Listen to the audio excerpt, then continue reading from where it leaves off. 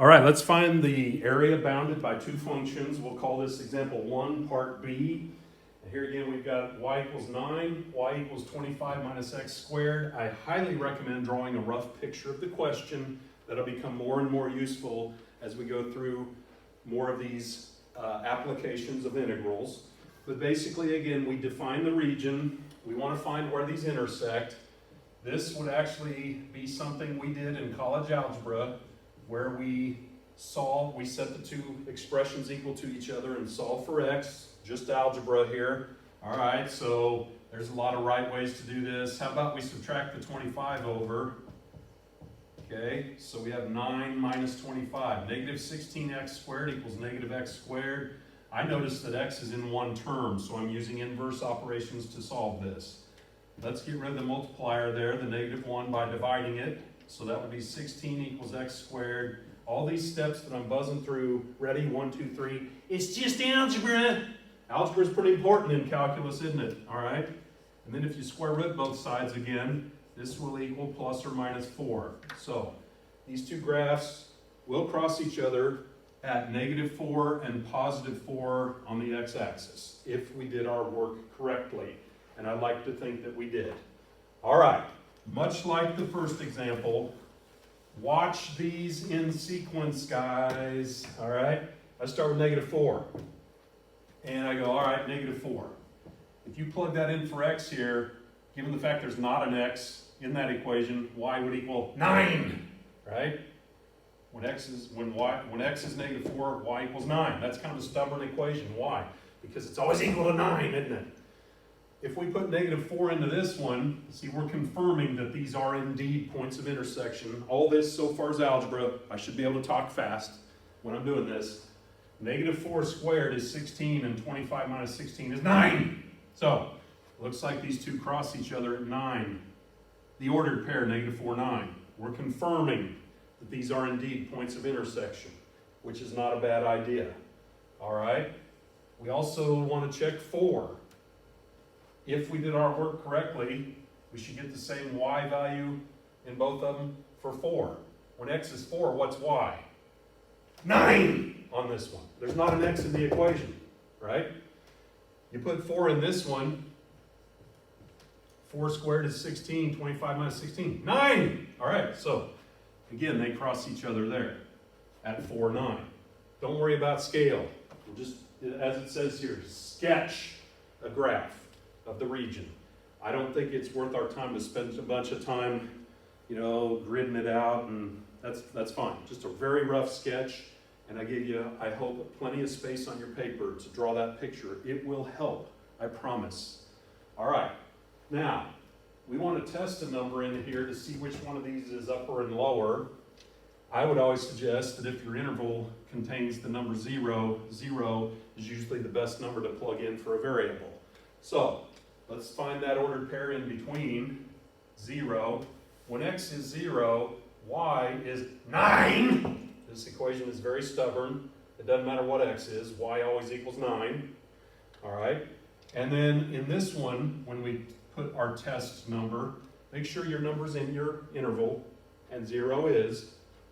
If you plug 0 in there for x, you get 25. And I hope you look at these two y values that we just got in this middle point, and you would look at that and go, 25 is a bigger number than 9, and that makes 25, therefore, the upper of the two, and we've identified our f of x and our g of x. So that's the point, pun kind of intended, of checking that ordered pair in the middle to establish which one's above the other. And so, given the fact that this produced a bigger number than this, you are the upper, and therefore, hey, y, I'm going to give you a new name. We're going to call you f of x. You don't have to make that label change, but I'm trying to make it match the notes here. And this will become more and more important as we do more of these types of questions. And then this one would be the g of x. It's the lower, all right? It's important to get them in the proper order. Now look, I drew a squiggly wiggly upper lower on the previous one. The picture doesn't have to be totally accurate in terms of the actual curvature of the f and the g, just the fact that which one's above the other. it does turn out that this happens to be a horizontal line, 9 all the way across, and this one would be a parabola that opens downward. And so to make the picture a little more accurate than the one before, there would be your deal, okay? And you could plot these points in the middle if you wanted. But the main idea is we've established upper and lower now, and if you want the area between them, there you go. So this area will be the integral from -4 to 4. By the way, beyond these, they deviate forever. They're unbounded. Once you go past 4, the graphs never cross ever again. How do we know that? Because we didn't find any other points of intersection. This is the interval over which it's bounded. And we'll take that upper curve, which is 25 minus x squared, otherwise known as f of x, minus the lower one, 9, with respect to x. Clean it up a little bit. I'll do a couple steps with you. Okay, let's see, what's up? The 25 and the minus 9 can be combined. Combine like terms, inside joke. 25 minus 9 is 16. 16 minus x squared. This is pretty easy. All right, then, here we are again with that integrate idea, which takes us back to, let's find the antiderivative of that. Let's quote integrate it. So this would be 16 with respect to x, 16x. This one's going to be minus x cubed over 3. Mechanical antiderivative stuff. We translate it over to evaluate. And then this is the point where we put the 4 in there and crunch it out. And we put the -4 in there and crunch it out. Put it in for x and evaluate, right?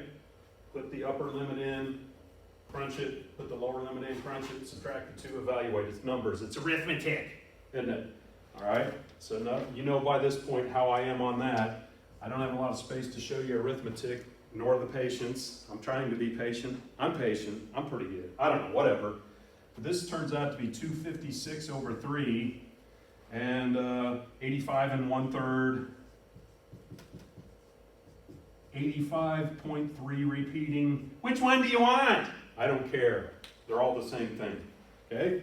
So, that would be that area between these two curves. Let me shade it in. This is that area between these two curves. That many square units. I should probably require that you put square units on there. Not as big a deal to me, but just remember that number represents an area. So, all right, we get to enjoy a few more of these. Awesome.